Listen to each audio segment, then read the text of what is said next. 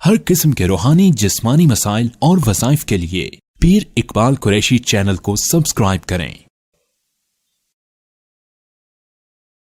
اما بعد فاعوذ باللہ من الشیطان الرجیم بسم اللہ الرحمن الرحیم ام اتخذوا آلہۃ من الارض هم ينشرون لو كان فیہما آلہۃ الا اللہ لفسدتا فسبحان اللہ رب العرش عما یصفون لا يسأل عما يفعل وهم يسألون صدق اللہ العظیم۔ یہ وہ اسم اعظم کی دعا ہے جو اولیاء اللہ کی مقبول دعاؤں میں شامل رہی۔ یہ آیت کریمہ جو دعائے الفاظ ہیں اللہ کی صفات کے، اس کو پڑھ کر جو بھی دعا کی جائے اللہ تعالیٰ رد نہیں کرتے۔ خاص طور پہ جب بھی کوئی خاص جگہ پہ جائیں، جیسے روضہ رسول صلی اللہ علیہ وسلم یا بیت اللہ شریف، حج کے ایام ہوں، رمضان میں سحری افطاری کا اوقات ہوں، جمعہ کا دن ہو، خطبوں کے درمیان جب امام بیٹھتا ہے خطبہ دیتے ہوئے، یا نماز کے انتظار میں جب انسان بیٹھتا ہے، تو اس کو پڑھ کے اگر دعا کرے، ایک بار بھی پڑھ کے دعا کرے گا تو دعا رد نہیں ہوگی۔ اب یہ اللہ کی جتنی آپ صفات بیان کرتے ہیں نا، اب اللہ تعالیٰ تو پسند کرتا ہے کہ اس کو بندہ بار بار پکارے اور اس کی تعریف کرے۔ امام حسن بصری رحمۃ اللہ علیہ فرماتے ہیں اللہ کو سب سے زیادہ پسند اپنی تعریف کرنا ہے۔ اب یہ انسان کی بھی عادت ہے کہ اس کی تعریف کی جائے، اور ہر انسان چاہتا ہے، عورت بھی چاہتی ہے، مرد بھی چاہتا ہے، چاہے وہ عالم کیوں نہ ہو، شیخ الحدیث کیوں نہ ہو، کتنا بڑے سے بڑا علامہ، وہ کہے بشک وہ کہے جی کہ مجھے تعریف پسند نہیں ہے، لیکن یہ انسان کے اندر جبلت ہے کہ وہ تعریف پسند کرتا ہے۔ جانور بھی، آپ اس کو گھر میں پالتو جانوروں کو پالتے ہیں تو اس کی جب تعریف کر رہے ہوتے ہیں تو وہ آپ کے چہرے کے خد و خال سے محسوس کر رہا ہوتا ہے۔ تو اس لیے اللہ تعالیٰ خود اپنی تعریف اتنی پسند کرتا ہے کہ سورہ قرآن پاک کی فاتحہ کا آغاز کیا تو الحمدللہ پہ اپنی تعریف سے، اور رب الناس مالک الناس ختم کیا تو اپنی تعریف پر۔ اب اللہ چاہتا یہ ہے کہ بندے بس میری تعریف کریں اور ہر وقت تعریف کرتے رہیں، میرے ساتھ کسی کو شریک نہ بنائیں، میرے علاوہ کسی کو الہ نہ کہیں، یا الہ العالمین۔ جب انسان یوں کہہ کے بھی دعا کرتا ہے نا تو اللہ تعالیٰ بڑا خوش ہوتا ہے۔ بلکہ حضرت نوح علیہ السلام جو دعا کرتے تھے تو وہ کہتے تھے یا الہ الآلہہ، اے الہوں کے بھی الہ۔ اب یہ اللہ کو اتنا پسند آتا تھا۔ تو اب یہاں جو اللہ رب العزت نے کہا کہ اپنی تعریف کا، الہ ہونے کا، اچھا الہ جو ہے اس کا معنی ہمارے لوگوں کو سمجھ نہیں آتا۔ ہمارے عجم کے لوگ الہ کے معنی سے عاری ہیں۔ اب ان کو سمجھانے کے لیے 8 سال مدرسہ پڑھ کے سمجھ آتا ہے جا کے، یا کوئی تبلیغ میں جاتا ہے تو سال لگا کے اسے سمجھ آئے گا۔ تو آپ سوچئے ہمارے یہ گلیوں محلوں میں بیٹھ کر پھرنے والے، یہ کالج یونیورسٹیوں میں پڑھنے والوں کو الہ کا معنی کیسے آئے گا؟ الہ کا معنی اب یہاں جو اللہ نے بولا ہے، اب آپ یہ دیکھیے اللہ رب العزت نے پہلے کہا ام اتخذوا، تم نے پکڑے ہوئے ہیں، اتخذا کا پکڑا ہے، بنایا ہے تم نے، آلہتم الہ تم نے بنائے ہوئے ہیں، من الارض زمین پر، ہم ینشرون، کیا وہ تمہیں زندہ کرتے ہیں؟ کیا وہ تمہیں اٹھاتے ہیں؟ جب بستر پہ بیمار پڑ جاؤ یا موت آ جائے تو زندہ کر سکتے ہیں؟ اب یہاں اللہ نے الہ کا لفظ بولا، اب بار بار الہ آئے گا تاکہ ہمیں الہ کا معنی سمجھ آ جائے۔ آج ہم کلمہ پڑھتے ہیں، کلمے میں کیا کہتے ہیں؟ لا الہ۔ اب ابو جہل اس کو سارے کہتے تھے کہ تو ایک بار جو ہے پڑھ لے لا الہ، جنت واجب ہو جائے گی، الا اللہ ساتھ کہہ دے، بس ایک بار کیا ہے؟ اس نے کہا نہیں، گردن کاٹ دو، نہیں کہوں گا، کیونکہ الہ کا معنی وہ جانتا تھا، عربی تھا، عرب زبان کو جانتا تھا۔ اور ابو طالب کو بستر مرگ پہ سرکار دو عالم صلی اللہ علیہ وسلم نے، بخاری کی حدیث ہے، کہا کہ ایک بار چچا میرے کان میں پڑھ لے، یہ جملہ کہہ دے لا الہ۔ اتنا پیار کرنے والا چچا کہ ہمارے نبی کے لیے اس نے سب کچھ لگا دیا، لیکن یہ نہیں کہا۔ اس نے کہا میری گردن کاٹ بھی دو، میں نہیں کہوں گا۔ اب ہم تو پڑھتے ہیں چلتے ہوئے، تسبیح ہاتھ میں ہے، عورتیں ہی پڑھ رہی ہیں، مرد بھی پڑھیں، لا الہ لا الہ، الہ کا معنی ہی نہیں آتا۔ اب آپ کسی سے پوچھیں لا الہ الا اللہ کیا معنی ہے، تو کیا ترجمہ کریں گے؟ لا الہ، کوئی عبادت کے لائق نہیں، یہی ترجمہ کریں گے نا۔ یہ غلط ترجمہ ہے، یہ تو ترجمہ ہی نہیں ہے، اردو کا ترجمہ نہیں ہے، عربی کا ہے۔ یہ عبادت تو عربی کا لفظ ہے نا، ہم تو اردو جانتے ہیں، اردو ترجمہ کریں نا کلمے کا۔ اور نہیں جی کوئی معبود نہیں، تو یہ بھی عربی کا ترجمہ ہے، اردو کا نہیں ہے۔ اردو سمجھ جس دن آ گیا ہمارے اندر سے توحید داخل ہو کر شرک نکل جائے گا۔ اب اس کا اردو ترجمہ کیا ہے؟ الہ قرآن پاک میں مچھلی والے پیغمبر نے پیٹ میں کیا کہا؟ لا۔ جب عاجز آ گئے، سب دروازے بند، تو کس ذات کو پکارا؟ جب مشکل میں کوئی ساتھ نہ دے تو اللہ کو پکارا جاتا ہے، تو اسے الہ کہتے ہیں۔ تو مشکل کشا کون ہوا؟ یہاں الہ کا معنی مشکل کشا ہوا نا، حاجت روا ہوا۔ اب آپ دیکھیے الہ پورے قرآن پاک میں جتنی آیتیں آپ جمع کریں، میں کسی دن آپ کو بتاؤں گا، میں نے جمع کی ہوئی ہیں، تو ساری آیات میں معنی یہی بنتے ہیں جو ہم کر رہے ہیں غلط کام، ہم توحید سے آری جا رہے ہیں ہماری قوم۔ اب یہاں پہ جو کہا کہ تم الہ بناتے ہو زمین پر، حالانکہ تمہیں آسمان والا کوئی الہ بنانا چاہیے، چونکہ آفاقی کام ہے۔ زمین پر بیٹھا ہوا الہ کیسے ہو سکتا ہے؟ ایک تم نے اپنے ہاتھ سے بنایا، وہ مٹی بھی اپنے ہاتھ سے لائے، گارا بھی اپنے ہاتھ سے بنایا، اب گارا بنا کر اس کو تم نے مجسمہ بنایا، پھر اس کو تم نے مورتی کی شکل دی، پھر اس کے اوپر ہار لٹکا دیا، پھر اس کے اوپر تم پانی چھڑک رہے ہو، پھر عرق گلاب چھڑک رہے ہو، پھر تم اس پہ خوشبو کی دھونیاں دے رہے ہو، موم بتیاں اگربتیاں لگا رہے ہو، اور کہتے ہو رام رام۔ حاجت روا تمہارے ہاتھ کا بنا ہوا زمین کا کیسے ہو سکتا ہے؟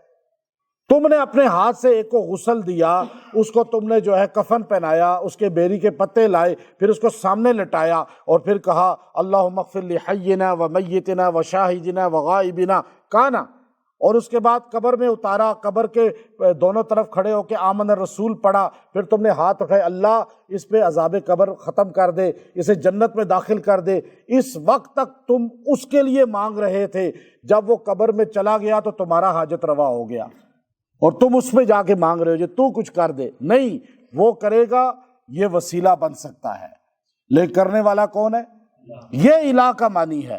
اب یہاں کا تم کیا کر رہے ہو؟ آسمان والے کو چھوڑ کر زمین پہ اپنے جیسے الہ بنا رہے ہو۔ پھر اللہ نے فرمایا ہم ینشرون، کیا انہوں نے کوئی زندہ کیا ہے مردہ؟ کسی مردے کو زندہ کر سکتے ہیں، یا کسی بیمار کو صحت مند کر سکتے ہیں جب میں نہ چاہوں؟ پھر اللہ نے خود آگے الہ کی تشریح خود کرتے ہوئے فرمایا لو کان فیہما آلہہ، اگر یہاں الہ ہوتے نا اس طرح زمین پر، اور بھی یہ 10-20 تو چھوڑو، یہاں میں خالی ایک ملک میں نیپال میں گیا، انہوں نے کہا یہاں 3.5 کروڑ ہیں الہ بنائے ہوئے ان لوگوں نے۔ اب آپ برصغیر میں پورے میں اگر دیکھیں تو کم سے کم 36 کروڑ خدا بنائے ہوئے ہیں۔ ہر بندہ کوئی سانپ کو، کوئی آگ کو، کوئی درخت کو، کوئی قبر کو، کوئی جو ہے نیولے کو، یہاں تک کہ انسان کے اعضائے تناسل کو بھی انہوں نے خدا بنایا ہوا ہے، پھر بندروں کو بھی بنایا ہوا ہے، شیروں کو بھی بنایا ہوا ہے۔ یہ آپ کو یہیں برصغیر میں اپنے ارد گرد ملیں گے سارے۔ تو اللہ تعالیٰ نے کہا یہ کروڑ یا لاکھ تو چھوڑو، اگر 2 خدا بھی ہوتے نا، 2 لو کان فیہما آلہۃ الا اللہ، اللہ کے علاوہ، اللہ کو چھوڑ کر اگر ایک بھی کوئی اور خدا تم جس کو کہہ رہے ہو کہ چلو ہے کوئی اللہ کے ساتھ شریک، تو تمہاری بات مان لی، اگر 2 بھی الہ ہوتے نا تو لفسدتا، تو اس کائنات میں فساد آ جاتا۔ ایک کہتا سورج نہیں نکالوں گا آج، دوسرا کہتا سورج نکالوں گا، ایک کہتا ہے چاند کو تھوڑا لیٹ کر دو، ایک کہتا ہے نہیں، ایک کہتا ہے نہیں پاکستان پہ بارش برساؤ، دوسرا کہے نہیں ابھی سعودی عرب میں برسا لو، ایک کہتا ابھی رات لے آؤ، دوسرا کہتا نہیں ابھی تھوڑی سی روشنی لاؤ۔ اب بتائیں، ایک کہتا ہے اس کو مار دو، دوسرا کہتا نہیں اس کو زندہ کر دو، تو اب بتائیں کیا ہوتا؟ اللہ کہتا ہے لفسدتا، یہ فساد ہو جاتا۔ پھر یہ عقل کے بھی خلاف ہے کہ اللہ کے ساتھ کوئی الہ ہو۔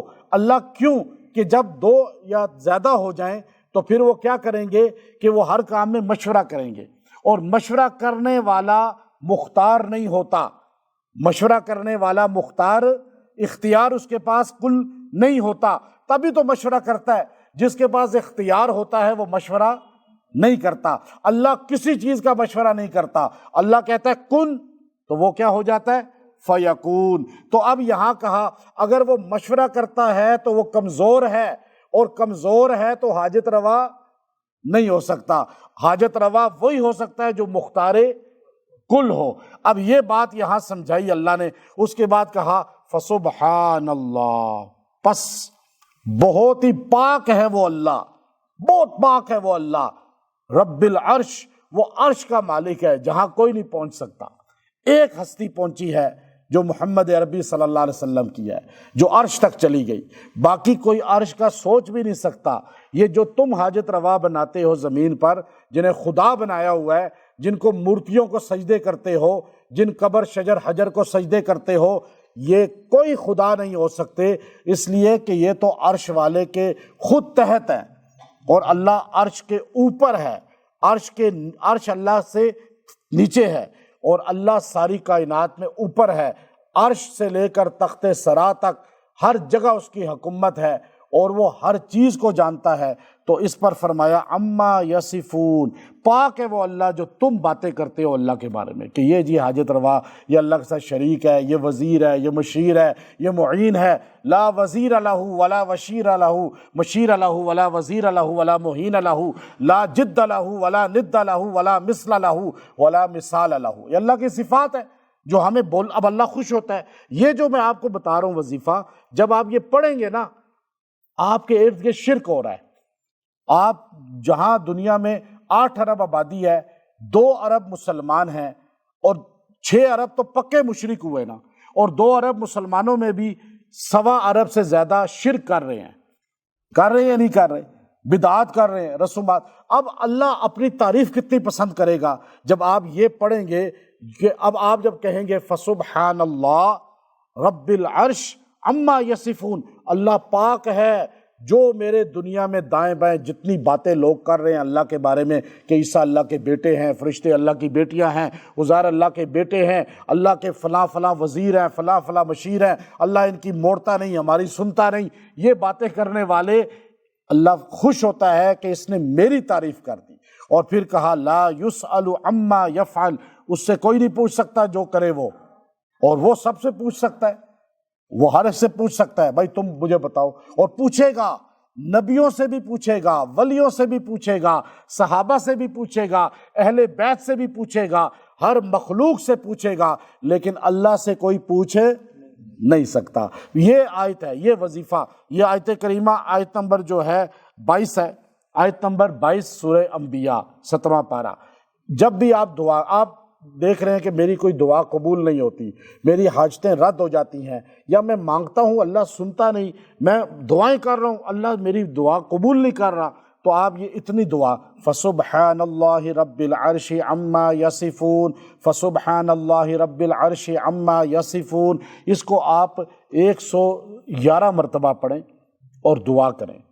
اب یہ آگے طاق راتیں آ رہی ہیں، آگے جو اور خاص حج کے ایام آئیں گے، پھر اس کے بعد محرم آئے گا۔ اب یہ سال میں آپ کے پاس دن خاص آتے رہیں گے، آپ نے نفل پڑھیں، قرآن پڑھیں، ہر چیز پڑھیں، آخر میں یہ پڑھیں، زیادہ پڑھ لیں تو اور اچھا ہے، 300 بار اگر پڑھ لیں تو یہ کثرت میں آ جائے گا کہ آپ اللہ کی توحید، امام الموحدین ابراہیم علیہ السلام ہے، اور جو توحید بیان کرے گا زیادہ وہ قیامت کے دن ابراہیم علیہ السلام کے ساتھ ہوگا۔